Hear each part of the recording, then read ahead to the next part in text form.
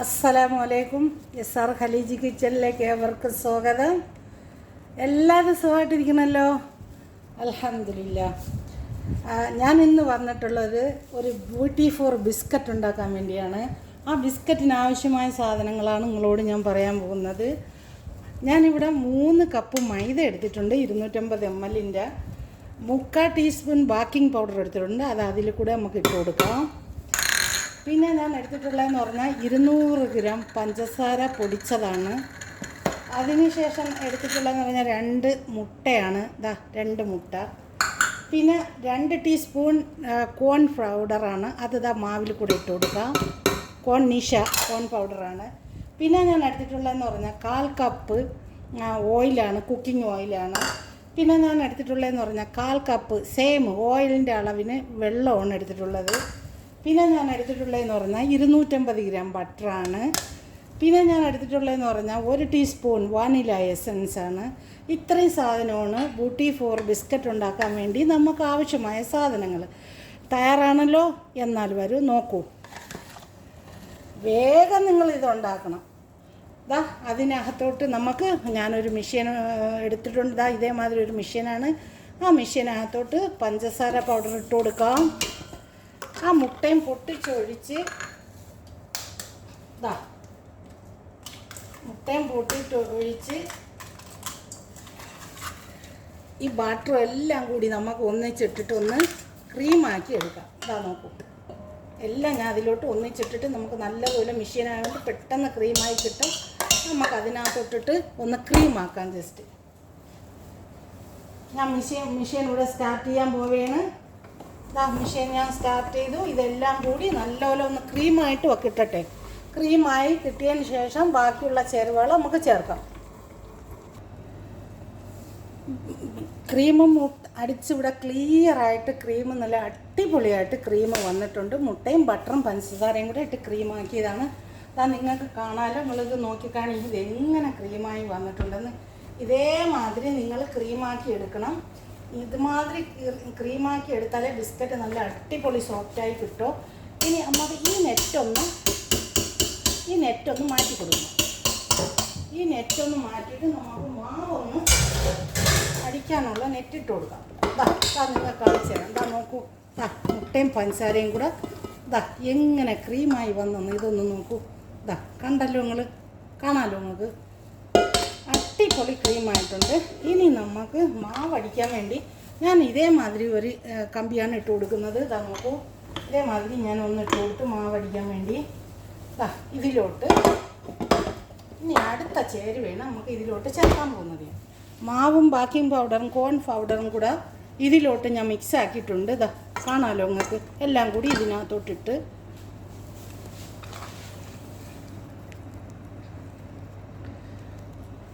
Baking powder, കോൺ powder, പിന്നെ മൈദ എല്ലാം കൂടിയാണ് ഇത്.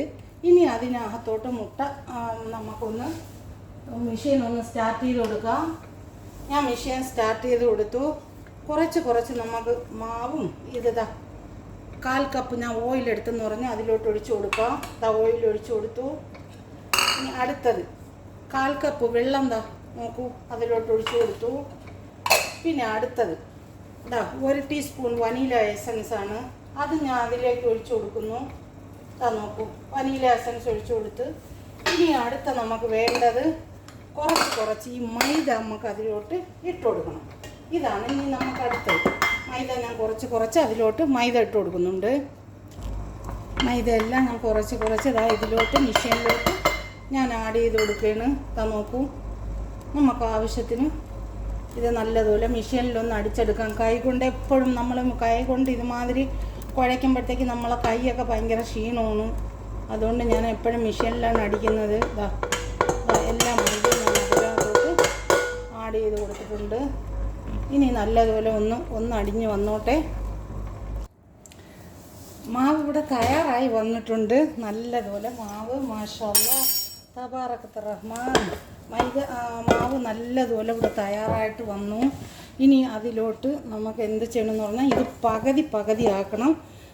ഇതിനകത്തോട്ട് 2 ചോക്ലേറ്റും കൂടെ ചേർത്ത് 2 കളറായിട്ട് നമുക്കിത് ഉണ്ടാക്കാം. മാവ് നല്ലതുപോലെ അടിച്ച് വന്നിട്ടുണ്ട്. പക്ഷേ ഞാൻ ഇത് പറയാൻ വിട്ടുപോയി. 4 കപ്പ് മൈദയാണ് എടുത്തിട്ടുള്ളത്. ഞാൻ 3 നിങ്ങളടുത്ത് പറഞ്ഞത്. പക്ഷേ 4 കപ്പ് മൈദയാണ് എടുത്തിട്ടുള്ളത്. ഇതിൻ്റെ പകുതി ഞാൻ ഇങ്ങോട്ട് മാറ്റുന്നു. പകുതി അവിടെ മാറ്റി. ഇനി പകുതിയിലോട്ട് നമുക്ക് 2 ടീസ്പൂൺ കൊക്കോ പൗഡർ ഇട്ട് കൊടുത്ത് അടിച്ചെടുക്കാം. പകുതി ഞാൻ ഇതിലോട്ട് ഇതും പകുതി ഇങ്ങോട്ട് മാറ്റിയിട്ടുണ്ട്. പകുതി കൂടുതൽ മാറ്റാം. ചോക്ലേറ്റ് കുറച്ച് മതി ഒരു വെറൈറ്റിക്ക് വേണ്ടി. അപ്പോൾ 1 ടീസ്പൂൺ ചോക്ലേറ്റ് ഇട്ട് കൊടുക്കാം. 1 ടേബിൾ സ്പൂണാണ് കേട്ടോ. 1 ടേബിൾ സ്പൂൺ കൊക്കോ പൗഡറാണ് ഞാൻ ആഡ് ചെയ്ത് കൊടുക്കുന്നത്. അത്ര മതി. കുറച്ചേ ഉള്ളൂ മാവ്. 1 ടേബിൾ സ്പൂൺ കൊക്കോ പൗഡർ ഞാൻ ആഡ് ചെയ്ത് കൊടുത്ത് അതൊന്ന് അടിച്ചെടുക്കാം. പകുതി മാവ് വെള്ളമായിട്ടും പകുതി മാവ് കൊക്കോ പൗഡറും കൂടെ ഇട്ടാണ് ഞാൻ അടിക്കുന്നത്. ഇത് രണ്ടും കൂടെ അപ്പോൾ 2 വെറൈറ്റി കളറായിട്ട് നമുക്കിത് കിട്ടും. ഈ ബൂട്ടി ഫോർ ബിസ്ക്കറ്റ്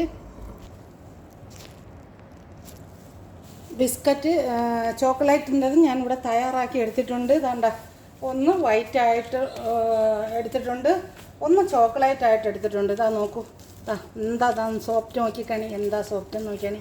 ഇതിനി നമുക്ക് ഒരു കട്ടറിലോട്ട് ഇട്ടിട്ട് നമുക്കിതൊന്ന് പിഴിഞ്ഞെടുക്കാം. മാവ് ഇവിടെ തയ്യാറായിട്ടുണ്ട്.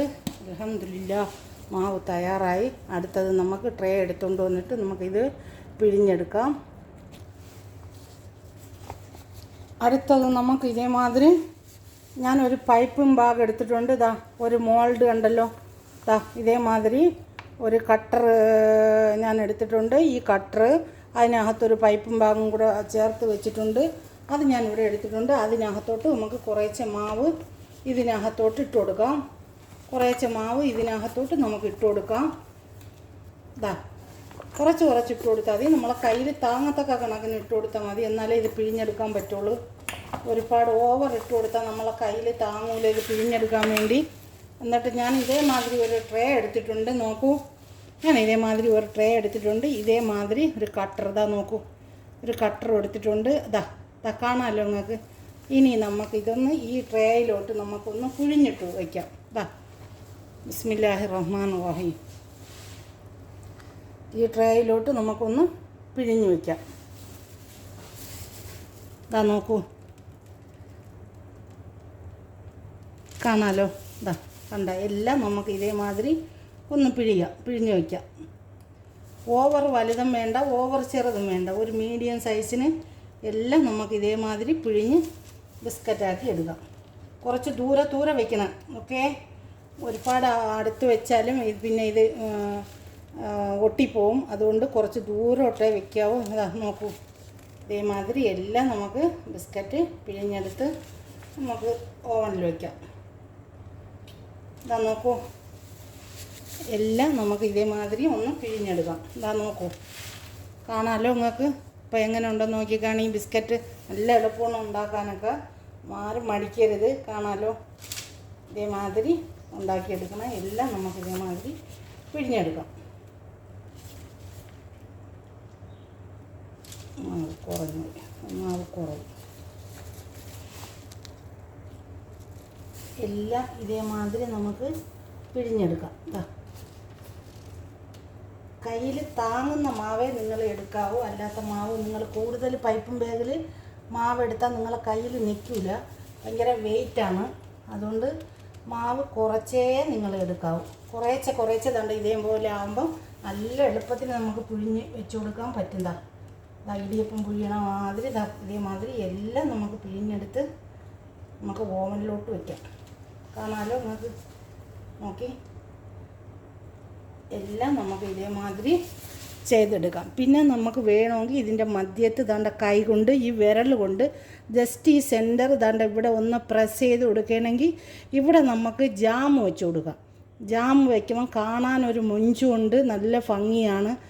ഈ സെൻറ്റർ കൈ കൊണ്ട് ഒന്ന് ഈ സെൻറ്റർ ഇവിടെ ഒന്ന് പ്രസ് ചെയ്ത് കൊടുത്താൽ മതി. ഒരല്പം ഈ ഡിസൈനൊന്നും പോവാത്ത രീതിയിൽ ഒന്ന് പ്രസ് ചെയ്ത് കൊടുക്കണം. നമുക്ക് ഇത് ഉണ്ടാക്കി വന്നതിന് ശേഷം ഈ സെൻറ്ററിലോട്ട് ജാം വെച്ച് കൊടുത്താൽ ഭയങ്കര ടേസ്റ്റാണ് കഴിക്കാനായിട്ട്. നോക്കൂ സഹോദരങ്ങളെ, എല്ലാം ഞാൻ ഇതേമാതിരി പിഴിഞ്ഞെടുത്തിട്ടുണ്ട്. നമുക്കിനി ഓവനിലോട്ട് വയ്ക്കാൻ പോവാം. 175 ഡിഗ്രി ചൂടും ഒരു 10 മിനിറ്റ് ഇതിൻ്റെ ആവശ്യമുള്ളൂ. കൂടിയ 10-12. അതിനപ്പുറം നിങ്ങൾ പോകരുത്. നിങ്ങൾ നോക്കിക്കൊള്ളണം. ഓവനിൽ വെച്ചിട്ട് നോക്കാതിരിക്കരുത്. വരൂ നമുക്ക് ഓവനിലോട്ട് വയ്ക്കാം. ഇത് ഓവനിലോട്ട് വയ്ക്കുകയാണ് ഞാൻ.